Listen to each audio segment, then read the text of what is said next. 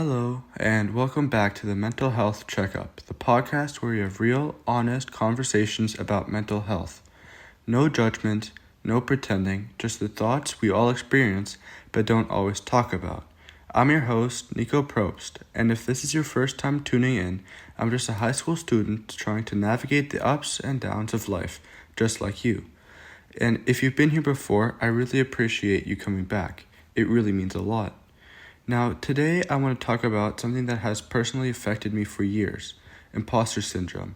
And if you've ever had that feeling that you're not good enough, that you somehow don't deserve opportunities or success you've worked for, or that eventually someone's going to, in a way, find out you're not as capable as they think you are, then you're not alone.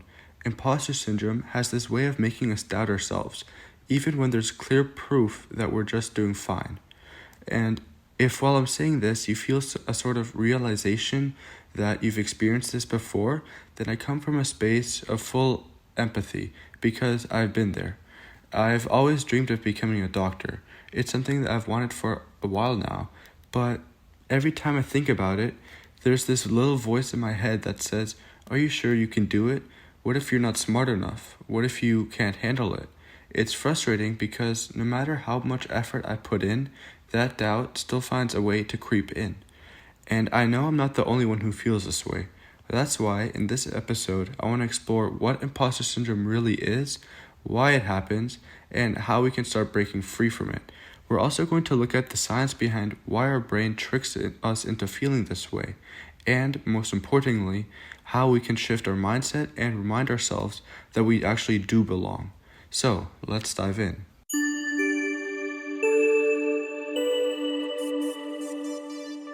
Imposter syndrome isn't just about self-doubt. It's much deeper than that. It's the belief that no matter what you achieve, it's not really because you're skilled, talented, or hardworking, but rather that it's just luck, timing, or some kind of mistake that happened along the way.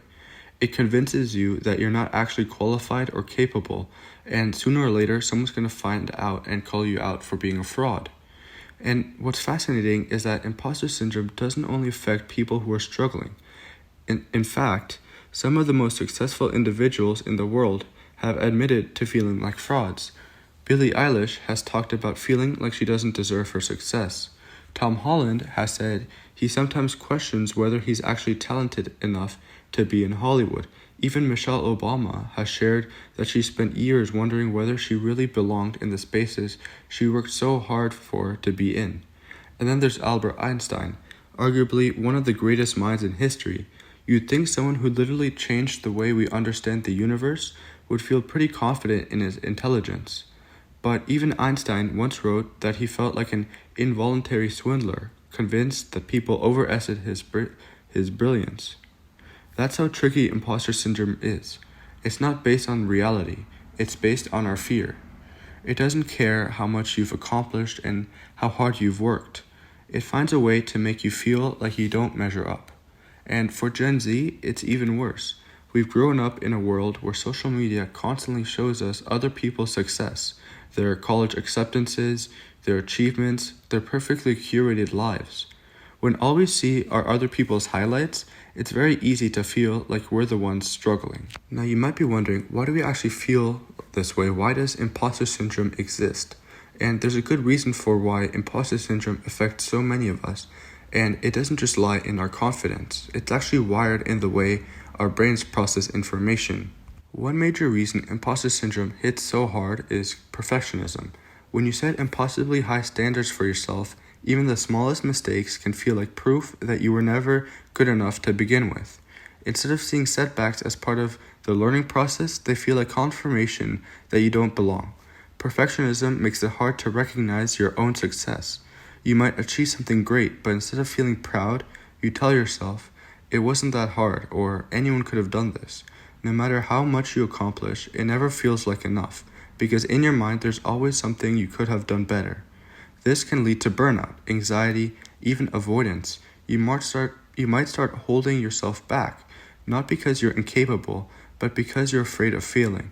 But the truth is, nobody gets everything right all the time. Not even the most successful people in the world. Making mistakes doesn't mean you're a fraud. It means you're human. Overcoming imposter syndrome isn't about being perfect.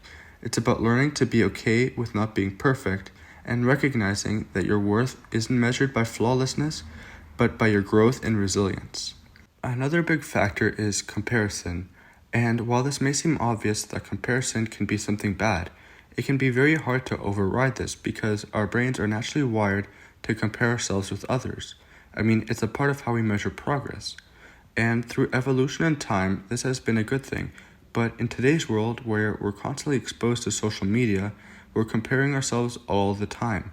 And the problem is, we're comparing our behind the scenes to someone else's highlight reel. I want you to think about the last time you scrolled through Instagram or TikTok. Did you see someone post about their failures or negative traits? Probably not. But that doesn't mean they don't have them. And it makes sense. I mean, we live in a world where even the slightest imperfection can make you seem out of the norm. So we often hide these through social media. And this can be especially hard on those with imposter syndrome because now you see all the people around you and it looks like they're having a perfect life, when in reality, this might not be the case. And then there's something called the Dunning-Kruger effect. And I know this sounds super complicated, but I'm sure you might recognize this. Have you ever started learning something new and thought, wow, this isn't really that hard? But then the deeper you go, the more you realize how complicated it actually is. This effect explains that when people first start learning something, they tend to be overly confident because they don't know enough to realize how much they don't know. But as you gain experience, you actually start doubting yourself more because you become aware of how complex and challenging things really are. So, ironically, the more skilled or knowledgeable you become, the more likely you are to experience imposter syndrome. Now, throughout this podcast, you'll probably hear me talk a lot about how important it is to be able to self-reflect, because without being able to do so, it can be very difficult to start on a journey to becoming a better you. So I actually did some self-reflection this week, and I didn't know this for a long time, but looking back, I can see how it's shown up in my own life. When I first made my club volleyball team, I was convinced I wasn't good enough. I told myself the coaches must have made a mistake, or maybe they were just feeling generous that day. Even when I was on the court practicing and improving, I still felt like I didn't deserve to be there.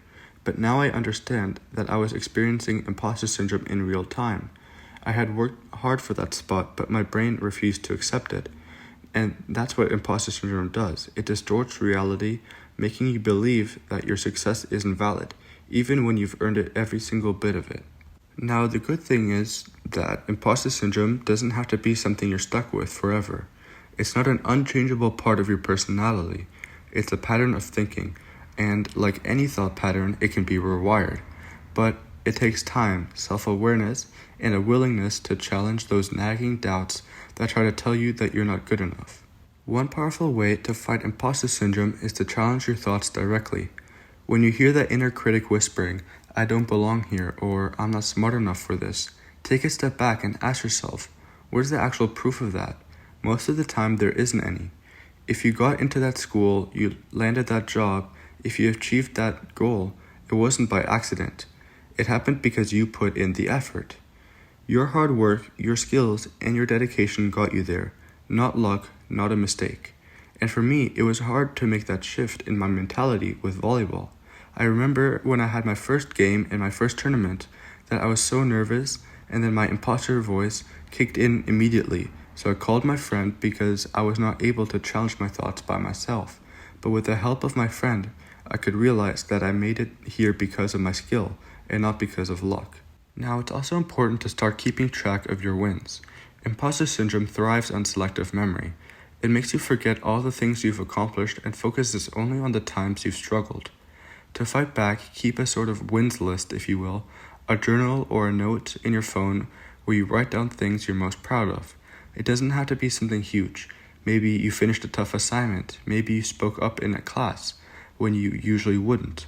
Maybe you just got out of bed on a difficult day. Write those moments down. And when that imposter voice comes creeping in, look at your list. It's physical proof that you are actually capable. This has worked wonders for me in volleyball because I am able to look back at my favorite moments of a game and see that I actually am good enough and not there by chance. Another crucial step is to reframe failure and mistakes. A lot of imposter syndrome comes from the fear of messing up. We think that if we make one mistake, it'll prove somehow that we never belonged in the first place. But the reality is, failure isn't proof that you're not good enough. It's proof that you're growing. The most successful people in the world didn't get there by never failing. They got there by failing, learning from it, and then trying again and again until they succeed. Instead of thinking, I made a mistake, I'm not good enough, try shifting your mindset to, I made a mistake, which means I'm learning. One of the most underrated but effective strategies is to just talk about it. Imposter syndrome loves to keep us isolated. It convinces us that we're the only ones feeling this way, that everyone else has it all figured out, while we're just pretending. But the moment you start opening up about it, you realize just how many people have felt the exact same way. The people you look up to, they've doubted themselves too. The friends you think are confident, they've probably had moments where they felt like they didn't belong. When you talk about imposter syndrome with others, it takes away some of its power. You're no longer battling it alone. And like I mentioned in the last episode, if you're able to talk and open up with someone you trust, whether that be your friend, family, or someone else, then it will make your battle against imposter syndrome that much easier because you then realize that you're actually not alone in this battle. And something that really helped me as well is that I use different methods together to try to combat that inner voice. For example, when I couldn't challenge my thoughts directly, I then called my friend and we talked about it so that we could together challenge my thoughts. Something you'll hear me say quite often on this podcast is that I can't promise you that all of these methods will work for you. And that's okay because it's all about finding what works best for you because everyone is different, but that's a good thing. I mean, it's what makes us so diverse. Now, with that being said, I want you to realize that overcoming imposter syndrome isn't about never feeling doubt again. It's about learning to recognize that doubt for what it is and choosing not to let it control you. You are more capable than you think, and you deserve to take up space in the places you've worked to be in. Now, before we wrap up, I want to leave you with a quick challenge.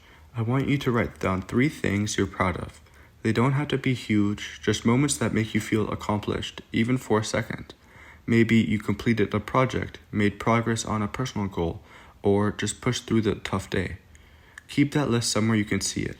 And the next time imposter syndrome tries to convince you that you're not good enough, pull it out and remind yourself you are enough. Now, that's it for today's episode of the Mental Health Checkup. If this episode resonated with you, make sure to follow the podcast so you don't miss next week's conversation. Thanks for listening, and remember, you're not an imposter. You are exactly where you're meant to be. See you next time. I'll talk to you soon.